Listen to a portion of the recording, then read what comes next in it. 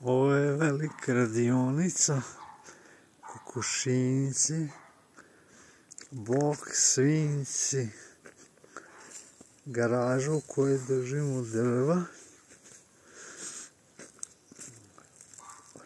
Ovdje je bila koza, ovo su isto kokošinjci. Treba naravno srediti dvorište.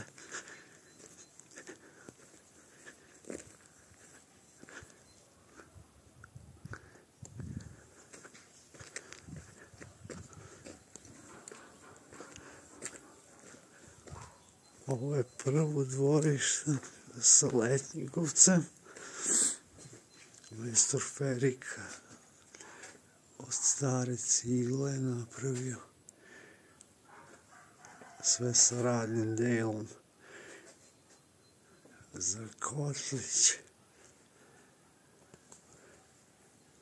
16 metara kvadratnih je Letnjikovac, ne, 20 metara kvadratnih.